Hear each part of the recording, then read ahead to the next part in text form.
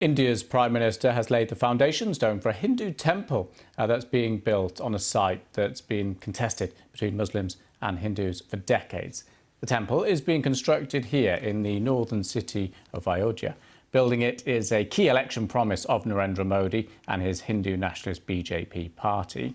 National media billed the ceremony an historic event. The Times of India, one of the country's biggest papers, had a dedicated web page, and we're told millions tuned in for wall-to-wall coverage of the ceremony on TV. Also watching was Yogita Limai in Mumbai. The Prime Minister laying the foundation for the temple fulfills his Hindu nationalist BJP party's core election promise. But many see it as a sign of the country moving away from its secular identity. Hidden behind the decorations, remnants of a violent past. In 1992, a mosque that stood here was torn down by Hindu mobs led by the BJP, which triggered religious riots around the country.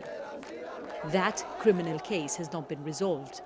But last year, India's top court allowed a Hindu temple to be built here. Jai Siya Ram! Jai Siya Ram! हमारे स्वतंत्रता आंदोलन के Just like our independence struggle, generations of Indians have for centuries worked tirelessly to realize this day, the Prime Minister declared. But many Muslim Indians don't agree with the country's decision and the government's actions.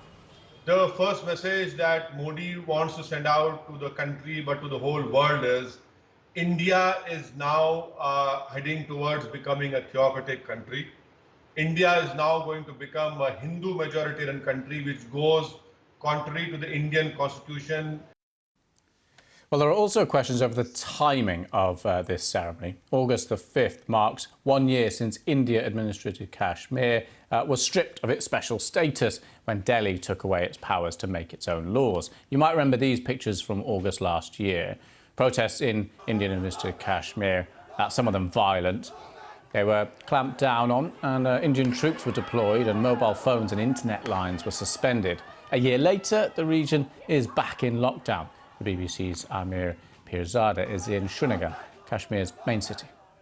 Kashmir has been living under constant lockdown since August 5, 2019. First lockdown was imposed on August 5 when the special status was revoked, and when things were coming to normal, that's when second lockdown was imposed. That was in March when coronavirus was emerging in Kashmir. Most of the time, Kashmir has been shut.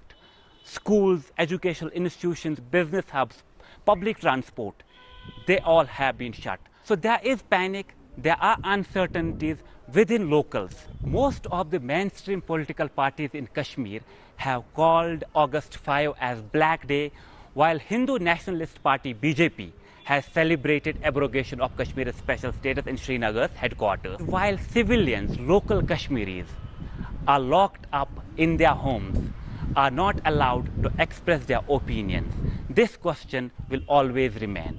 What's going to be the future of Kashmir, and when is this all going to end? Well, India argues the move brings economic benefits to Kashmir. Neighbouring Pakistan is unequivocal and condemned it as a military siege. The context here is that Kashmir is disputed territory, split between Pakistan and India. Both have administered separate areas since 1947, but both claim sovereignty over the whole region in full and have fought wars over it. Pakistan's Prime Minister Imran Khan didn't mince his words today. आज नरेंद्र मोदी दुनिया में exposed है. Narendra Modi stands exposed before the world, and the world is looking at Kashmir. India thought they would crush the Kashmiris with their atrocities, and the Kashmiris fear for genocide.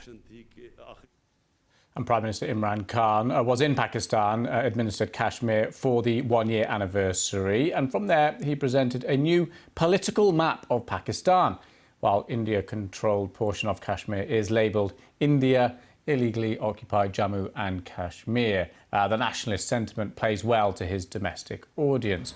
We've seen anti-India rallies across Pakistan today.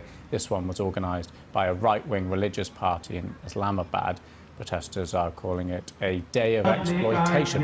Here's Pakistan correspondent Secunda Kamani. events today and in the lead up to today in Pakistan have been largely symbolic. So in addition to this map, we've also seen the Pakistani army release a song about Kashmir. We've seen a special stamp released. And then we have this new political map of Pakistan, which sort of lays claim, really, to Indian-administered Kashmir and, in fact, also some small portions of the Indian state of Gujarat. Now, India has dismissed this map, of course. But I think what this shows, really, is that in Pakistan there is a recognition that a military action that is not feasible. The two countries, India and Pakistan, have gone to war on more than one occasion in the past over Kashmir, but I think there's a recognition within the Pakistani government, within the Pakistani army, that that is not possible at the moment.